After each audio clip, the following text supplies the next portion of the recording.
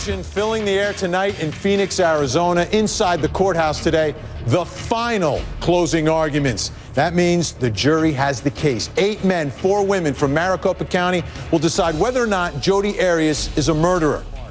We've lined up our experts tonight who will put us in the shoes of Nurmi and Martinez. Attorneys Joey Jackson from New York, Holly Hughes and Ashleigh Merchant from the ATL, Darren Kavanoki from California. He's the bald one. And here to explain the law, TV's Judge Glenda Hatchett. All right, let's get back to Nurmi versus Martinez. Right. I've got a lot of defense attorneys with this. I mean, look at this. All right, let's start with Ashleigh Merchant. Nurmi versus Martinez. I think that juror was a little bit harsh, but I do agree that Martinez, hands down, got the better of him. Definitely. Do you remember on Seinfeld when it'd be like Newman? That's how I feel like it's like Nurmi.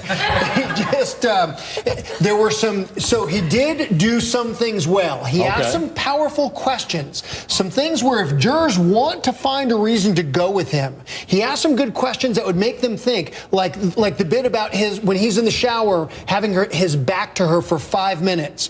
Why wouldn't she do it then? It tends to support the idea of a sudden quarrel or heat of passion. But at the end of the day, when we're putting weight in each pan of the scales of justice, Martinez... Choose your words carefully there, Mr. Kavanaugh. Let's go to Linda Kennedy. All the evidence is in. The lawyers are done arguing. The jury has the case, but it's the weekend. Yeah. It's the weekend, so the jury got the case. They deliberated for 55 minutes. We don't know what they did, but they went home. Ashleigh, what do you think they're doing right now? Thinking about the case. I think they're trying really hard not to, but I think that's all they can do is think about the case and try and guess what the other jurors are thinking, what the other jurors are going to be debating, and how long they're going to be Judge, part of this. How do you keep them from talking to their wives? You know, lying down at night, right? Next to your. Yeah, you know, Vinny, we've talked about this for weeks. I always thought the jury should be sequestered. I agree. And I really think that they should be sequestered in the deliberation phase. I just really do. And to send them home on a Friday night? Oh, is that like the courtroom? Oh. Your phone is ringing, Vinny. Sorry. So, Judge, what would you do to someone that if this happened in court? No, let me tell you, I have actually taken cell phones. Here, give it to the judge. Let's take a look at what happened in court today. Yeah. Take a listen to what happened in court today, folks. Okay. Mike Brooks, give me one word to describe Kirk Nurmi. Weak. Ooh. All right, let's go to the table here. Joey Jackson, one word. I just think he's lethargic. Was that one word, jury? No. Lethargic. One word. Lethargic. Okay. Holly Hughes, one word. Hogtied, and I got to use the hyphen. I got it. He's hogtied by what his client You did. can never and get a said. straight answer from a defense attorney. Darren Kavanoki, one word. Unfortunate. Ashleigh. Misunderstood. Judge. Struggling. Struggling. Let's do this, though. Let's talk about Kirk Nurmi. Okay. And we've got our defense team here. We've got a judge. We got everybody. What he did right. Let's just make a list. I want to make a list of 5 things that he did right today. Checking it twice? Joey Jackson. Give me one. How many minutes do we have? No. You going to pass? No. I think what he did right was he focused on the premeditation. I thought that was very effective in saying why didn't he kill her at the outset? It wouldn't make sense. He had ample opportunity where she was vulnerable to take advantage of her then. I thought that was effective. All right, Holly Hughes, give me another one. I like the way he pointed out that the state can't have it both ways. Either she is this phenomenally intelligent, brilliant, manipulative, pre-planning, premeditating murderer, or she's some woman who, in a panic, left incriminating photographs of herself at the scene, didn't properly clean up. So I thought he did a good job of saying to the jury, okay, you know what? If she's so brilliant and so premeditated... I gotta get 5 in. And it wasn't heat of passion... Number 3, Darren. Sorry, Holly. I thought he did a good job earning some authenticity points when he asked them to convict for manslaughter at the end. I know there's going to be some disagreement about the tactic there. Ask for manslaughter. I think you get points Ashleigh, give me another one. I think he earned some credibility with the jury when he said that 9 out of 10 days he doesn't like Jodi Arias, because I think that was authentic, and I think the jury probably thought that was very truthful. And I think overall he poked holes. At the end of the day, he's got to establish there's some reasonable doubt. Why didn't they shoot him? I agree with Joy. Why didn't she shoot him when she first got there? there if it was premeditated. Okay, Ashley, can you come with me to the House of Cards? Mike Brooks, help me out over here. All right, Kirk Nurmi, during his case, he said that the prosecution case is a house of cards, ladies and gentlemen, so we've got our HLN After Dark cards. Don't bang the table, whatever you do. So we're trying to build this up. Ashley, you pick the first one and reveal your piece of evidence.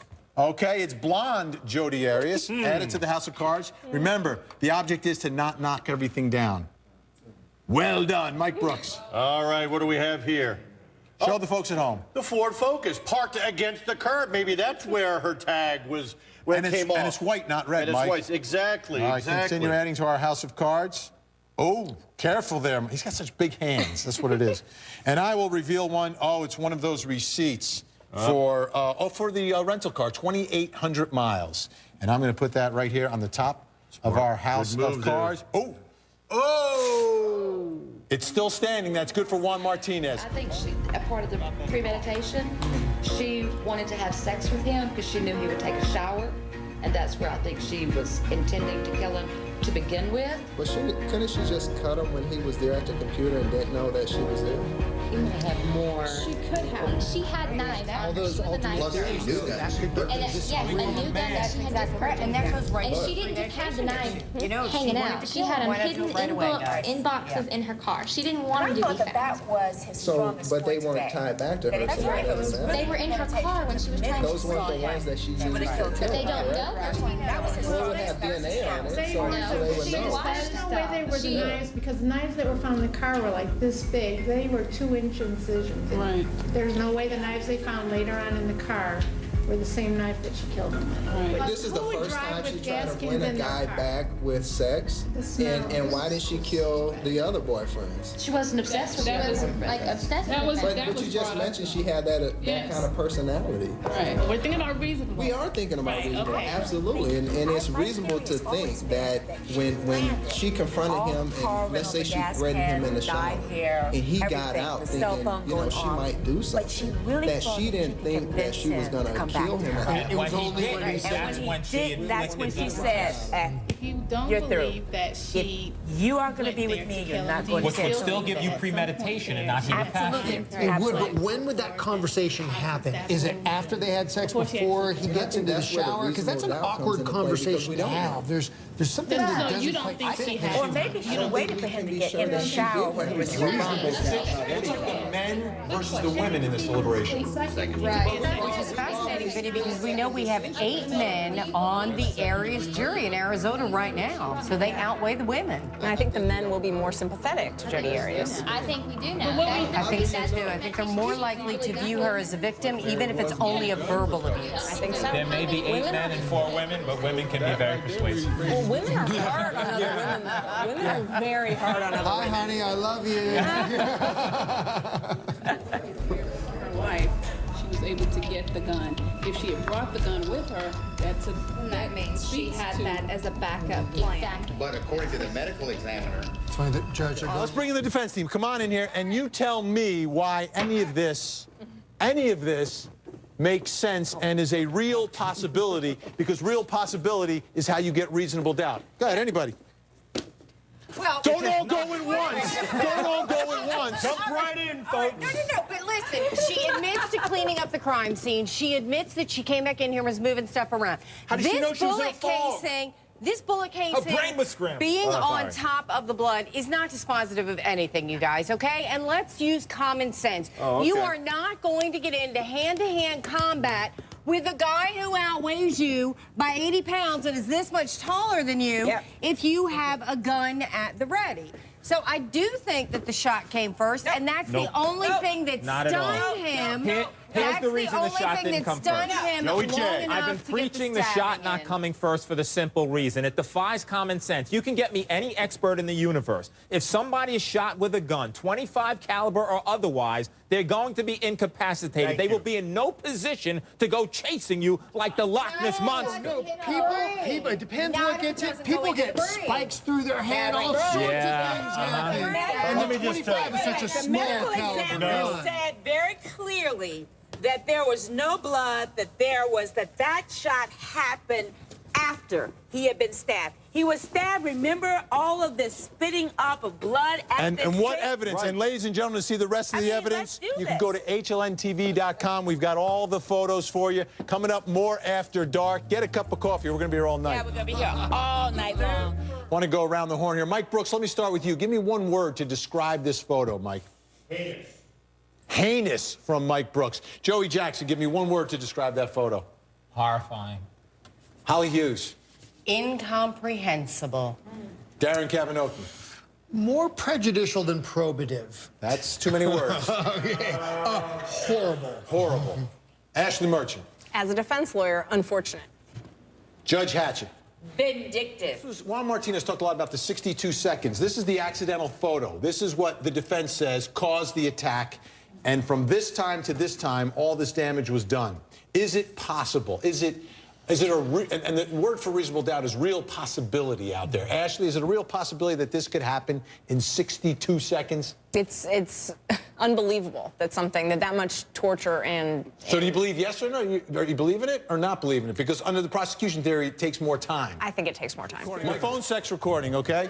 What does this really mean?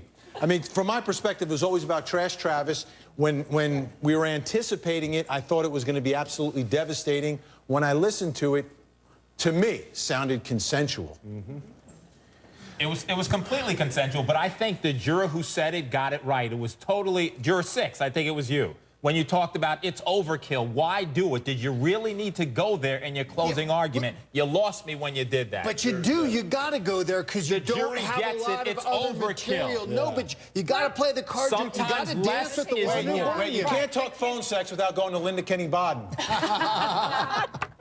I don't know. You guys are having so much fun out there. I'm not trying to put my glasses on to see what you were having. But, you know, can I say something? If you had played those tapes with the defense that she was a damaged human being, and when he thought in her mind she was being used and she just, like, flipped out and couldn't handle it anymore, then those tapes become relevant. But in this regard, it just looks like you're trashing the victim, and it's going to work to their disadvantage. To their disadvantage. He felt like he didn't have anything else he could go to. Right. It's rearranging deck chairs on the Titanic, but he had to rearrange those deck chairs. I mean, let's face it. Ashleigh Merchant, what happens if a real juror thinks that in the jury room while they're deliberating? I mean, it's definitely plausible, and you could have the jury's back and the jurors back in the back fighting it out with the different theories, and that may take a while if that happens. Yeah. We may have a jury out for a long time. The more conflicting theories, the better for the defense.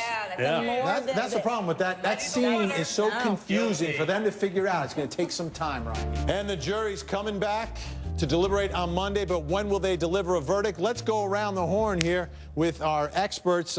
Tell me when you think the verdict's coming in, but let's begin with Mike Brooks. Mike? I think 2 p.m. Phoenix time on Tuesday. Okay, Tuesday, 2. We're doing Phoenix time, okay? Yep. Joey Jackson. Just in time for Ryan Smith's Evening Express. All